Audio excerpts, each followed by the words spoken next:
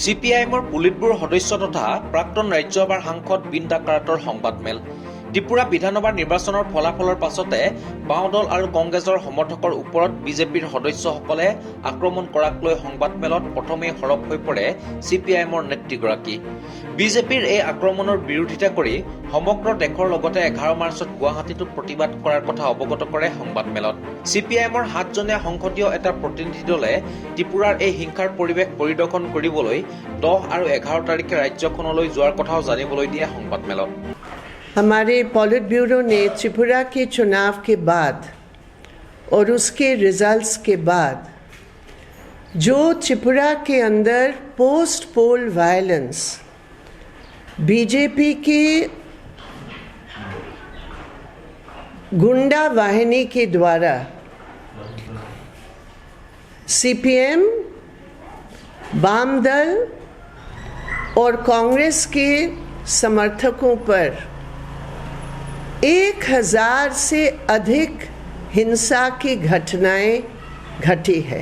1000 से अधिक उसकी लिस्ट हमने त्रिपुरा सरकार को दिया था, हमारे त्रिपुरा के कॉमरेडों ने।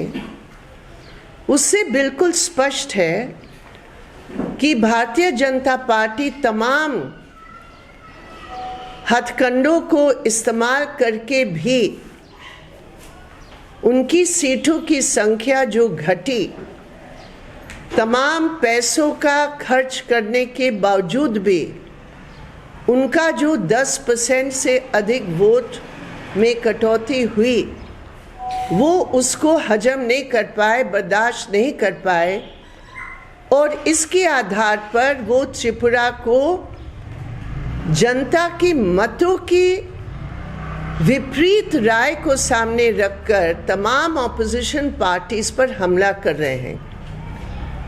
हम समझते कि CPM ने वहाँ फाइट दिया, तमाम बाधाओं को तोड़कर, और इसीलिए रिवेंज और बदले की भावना के आधार पर वहाँ जनवादी अधिकारों का हत्या किया जा रहा है।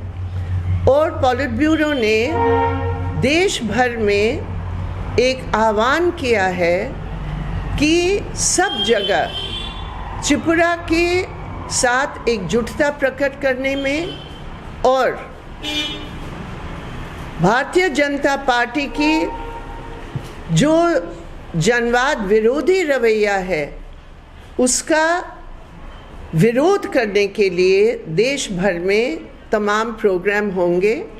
यहाँ आसाम में भी कल हमारे आसाम राज्य कमेटी ने फैसला किया है कि यहाँ भी एकजुटता प्रकट होगा। कल बंगाल में हुआ और बहुत सारी जगह में हुआ। लेकिन मैं सिर्फ ये कहना चाहती हूँ कि ये कोई जो बीजेपी का मॉडल है डेमोक्रेसी का, एक तरफ G20 की बात में मदर ऑफ डेमोक्रेसी की बात की जा रही है और दूसरी तरफ तमाम हथकंडों को इस्तेमाल करके जनवादी अधिकारों के ऊपर इस प्रकार के हमला करके, ये बात बिल्कुल जमती नहीं है।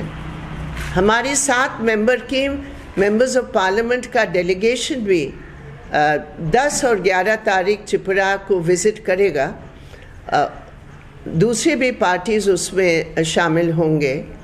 तो मैं उम्मीद करती हूँ कि आसाम की जनता भी, क्योंकि आसाम की वहाँ विशेष देन इस तमाम घटनाओं में आसाम के मुख्यमंत्री भी वहाँ पोस्टेड रहे, पूरे तौर पर वो वहाँ त्रिपुरा में पोस्टेड रहे हैं। तो मैं समझती हूँ कि आसाम की जनता भी इस सवाल को नोट करके हमारे साथ देंगे। এই সংবাদমেলতে কেন্দ্ৰীয় চৰকাৰে ৰন্ধন গেছৰ লগতে আন সামগ্ৰীৰ মূল্য বৃদ্ধিৰ উপৰিও 31% খাদ্য সুৰক্ষা শিতানত, সামাজিক সুৰক্ষা শিতানত 93,000 কোটি টকা বাজেট কৰ্তন কৰিছে বুলি উল্লেখ কৰি বিজেপি চৰকাৰক তুলাধুনা দিয়ে। লগতে আজিৰে পৰা আৰম্ভ হোৱা অসম বিধানসভাৰ বাজেট অধিৱেশনত ডাবল ইঞ্জিন চৰকাৰখনে ৰাইজক সকাহ দিবলৈ ৰন্ধন গেছৰ মূল্যৰ ক্ষেত্ৰত কি সিদ্ধান্ত ল'ব সেয়াও চাবলগীয়া হ'ব বুলি মন্তব্য প্ৰকাশ কৰে। अभी असम में इस सत्र में बजट पेश होगा। वो कहते डबल इंजन सरकार। तो डबल इंजन सरकार का दिल्ली का जो इंजन है उन्होंने जो बजट पेश की, उस बजट के आधार पर और बजट के बाद जो महंगाई में बढ़ोतरी हुई है, बजट के तुरंत बाद 50 रुपया गैस सिलेंडर में बढ़ोतरी हुई। हम देखना चाहेंगे कि डबल इंजन सरकार असम में गैस सिलेंडर की बढ़ोतरी, महंगाई के सवाल पर असम की जनता को कोई राहत देगी कि नहीं। दूसरी बात है कि मोदी सरकार ने जितने भी सोशल सिक्योरिटी स्कीम्स है, तमाम स्कीम्स में ज़बरदस्त कटौती की है। फूड सिक्योरिटी में 10 केजी की बजाय 5 केजी करके 93 करोड़ रुपए की उन्होंने जनता के जो राहत थी उसमें काट दिया है। 93 crores, 93,000 crores exactly cut in the budget of the union budget. And in Manrega, they have cut it by 33%. 33% MNREGA की कटौती, 31% फूड सिक्योरिटी की कटौती। तो ये जो ज़बरदस्त हमला जनता के ऊपर हो रहा है मोदी सरकार के द्वारा, उसके बारे में भी जनता को हम लोगों ने आह्वान किया है कि इसके खिलाफ हमें आवाज़ उठाने की ज़रूरत है। অসম চৰকাৰে বাল্য বিবাহৰ বিৰুদ্ধে আৰম্ভ কৰা অভিযানক লৈ বহুকেইটা গুৰুত্বপূৰ্ণ মন্তব্য প্ৰকাশ কৰে চিপিআইএমৰ নেতৃগৰাকীয়ে। 9 মাৰ্চত বৰপেটা জিলাৰ দুখন ঠাই আৰু বাক্সা জিলাৰ এখন ঠাইলৈ গৈ বাল্য বিবাহক লৈ কি ঘটিছে সেই বিষয়ে পৰিয়ালসমূহক লগ ধৰি আজি সংবাদমেলত বাল্য বিবাহ এক সামাজিক ব্যাধি বুলি উল্লেখ কৰি এই সন্দৰ্ভত চিপিআইএমৰ নেতৃগৰাকীয়ে কয়, कितने 100 परिवार जो वहाँ ये पूरा था, 150 people we met, out of which 15 were the actual victims of what the Assam Chief Minister has described as his campaign against child marriage. I want to start by saying that the CPIM has been in a sustained campaign against such social evils, including child marriage, dowry, violence against women, and especially child marriage. Undoubtedly, in any civilized modern society, child marriage is a practice still existing in India, which is a deprivation of childhood for so many of our girl children, and in many cases our boys also. So child marriage has to be eradicated. There is a law against child marriage. Amendments were made in 2006. That law is prevalent in India today. Unfortunately, in most cases, governments are not yet committed to eradicate this because it's not such a big issue for most governments. However, it is a fact that because of increase in education and development, in our country, child marriage cases have come down in the age group of 15 to 28, according to the NFHS and other government statistics, from 28% to 23%. However, it is still very much prevalent. And unfortunately, Assam has the highest rate of child marriages. So undoubtedly, for any government, for any political formation, child marriage is a serious issue which has to be tackled and has to be eradicated. On that, there is absolutely no two opinions. Especially in Assam, where the Assam HDR report 2014 showed, Assam की जो human development report है, जो last report 2014 का था, उसने बताया कि child marriage की जो है वो लिंक्ड है लिटरेसी के साथ, एजुकेशन के साथ, आर्थिक सामाजिक मुद्दे के साथ, और असम की हर कम्युनिटी अफेक्टेड है। कुछ कम्युनिटीज़ में अधिक है, जैसे 2014 की रिपोर्ट के अनुसार और बाद की रिपोर्ट के अनुसार हमारे माइनॉरिटी कम्युनिटीज़ असम में हाईएस्ट चाइल्ड मैरिज रेट है, फॉलोड बाय SCs, STs और जनरल कास्ट हिंदूज। तो तमाम कम्युनिटीज़ में ये चाइल्ड मैरिज का मुद्दा है और निश्चित रूप पर इसको टैकल करने की ज़रूरत है। सवाल इस बात का है कि हम असम सरकार की चाइल्ड मैरिज का जो तथाकथित अभियान है रोकने के लिए, हमने जब उसकी अलग अलग पहलू को स्टडी की और लोगों से मिले, इससे स्पष्ट है कि ये जो अभियान है असम सरकार का, वो कतई चाइल्ड मैरिज के खिलाफ नहीं है। जो उन्होंने कदम उठाए हैं वो पूरे तौर पर हमारे देश के कानून की धज्जियां उड़ा रहे हैं, धज्जियां उड़ा रहे हैं और इसकी विपरीत परिस्थिति बनेंगे। पहले बात यह है, जो हमने कल देखा और जो बातचीत से पता चला और जो हमारी महिला समिति की अलग अलग जिलों में जो उन्होंने स्टडी की, जितने चाइल्ड मैरिज की केसेस सरकार ने लेकर काम किया, उसके ऊपर अरेस्टिंग की केसेस लगाए, सिर्फ चाइल्ड मैरिज के नहीं, पॉक्सो के केस, वो डेटा कहाँ से मिला? ये सबसे बड़ा सवाल है। कोई कंप्लेंट नहीं, मैं दावा के साथ कह सकती हूँ, there is not a single complaint which is necessary under the law. Not a single complaint. Where is the data from? The Himanta Biswa Sarma government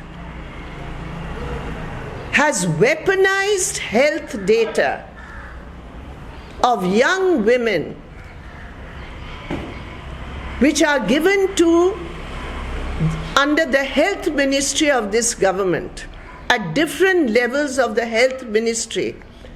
They have used that health data as a weapon to arrest family members of the girls who have registered at the various health centers or through the apps. Now the first point is, this is utterly, totally illegal and unethical and an invasion of the privacy of young women and adolescent girls. Under which law has this government used data as a weapon for arrest? Health data is for health purposes. Health data is not for criminalization. That is the first point. Secondly, using health data, what I found yesterday in my interactions, वो health data को इस तरह एक हथियार के रूप में गिरफ्तारी करने के लिए इस्तेमाल करोगे तो जो लड़कियां, जो महिलाएं हेल्थ सेंटर्स में अपने को रजिस्टर कर रहे हैं, मैसेज जाएगा कि अगर हम रजिस्टर करेंगे, अगर हम अपने हेल्थ का अधिकार को यूज़ करेंगे तो हमारे परिवार के लोग भी गिरफ्तार हो सकते हैं। ये दूसरी बात है। तो ये इनकरेज करने की बजाय जो हमारे हेल्थ मिशन का बर्थ के संबंध में जो हमारी कोशिश है कि इंस्टीट्यूशनलाइज बर्थ करके इन्फेंट मोर्टेलिटी रेट को कम करना है, उस पर भी उसका एक बहुत बुरा असर पड़ने वाला है।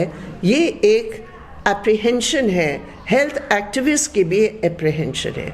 तो ये पहला मुद्दा है। दूसरा मुद्दा है child marriage act. Child marriage act में बिल्कुल स्पष्ट लिखा है 3 बातें। एक, इस अपराध, क्योंकि मैं इसको अपराध मानती हूं, एक सामाजिक अपराध है, इस अपराध में कोई महिला इम्प्रिजन नहीं होगी। कल मैं एक महिला से मिली जो डिटेंशन कैंप में बंद थी। 28 दिन वो बंद थी। उसने मुझे बताया कि उस डिटेंशन कैंप में 26 औरतें थी। उन औरतों में लगभग 13 या 14 औरतें मुस्लिम थी, 8 या 9 औरतें हिंदू थे और बाकी ट्राइबल्स थे। हिंदू में कुछ एससी भी थे। 26 औरतें डिटेंशन कैंप में बंद थे। चाइल्ड मैरिज एक्ट की सेक्शन 11 में स्पष्ट लिखा है कि इस एक्ट के तहत कोई महिला इम्प्रिजन नहीं होगी। तो कौन से कानून से, मैं पूछना चाहती हूँ असम चीफ मिनिस्टर से, under which law have you arrested these women? You are lawless. मैं ये कहना चाहती हूँ, योर गवर्नमेंट इज लॉलेस। आप औरतों को अरेस्ट कर रहे हैं जब कोई कानून नहीं है जिसमें आप अरेस्ट कर सकते हैं। एक और बात, मेरे पास कल के ही केसों में जो बात स्पष्ट आई वो ये है कि लड़कियां ज्यादातर टीनेजर्स हैं। ये बात सही है। The girls I met yesterday, when they were married, many of them were 17 years old. And many of them, ये भी मैं कहना चाहती हूँ, उनमें से बहुत सारे एलोपमेंट के मैरिजेस हैं। बहुत, ये 15 में ही लगभग 8 या 9 या उससे भी ज़्यादा, मेरे पास वो पूरा रिकॉर्ड है, ज़्यादातर लव और एलोपमेंट, और बाद में फिर पेरेंट्स ने उनकी शादी करवाई। ये भी एक बात है कि सुप्रीम कोर्ट का भी कहना है, please treat those girls who have eloped or who are in relationships, treat them differently. लेकिन ये सरकार ने बगैर किसी जांच की सबके ऊपर पॉक्सो लगा दिया है। सबके ऊपर पॉक्सो लगाया। गुवाहाटी हाईकोर्ट ने भी सवाल उठाया, पॉक्सो को क्यों लगा रहे हैं? और ये 95 to 98% केसेस में इसमें पॉक्सो नहीं लगती है। चाइल्ड मैरिज जरूर लगती है, पॉक्सो नहीं लगती है। तो ये भी एक बहुत ही गलत है।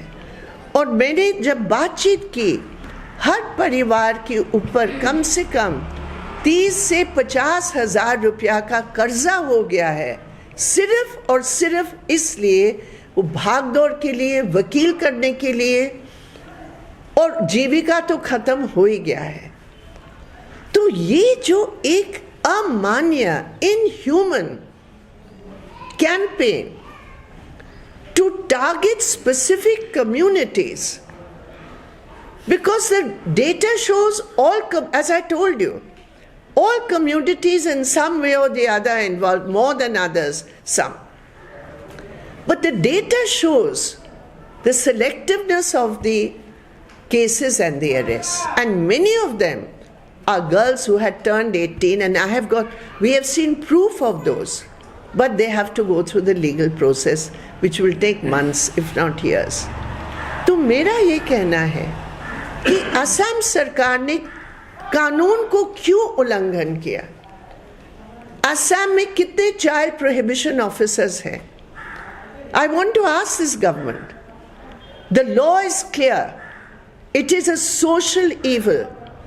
It has to be addressed through various means, including and primarily social campaigns.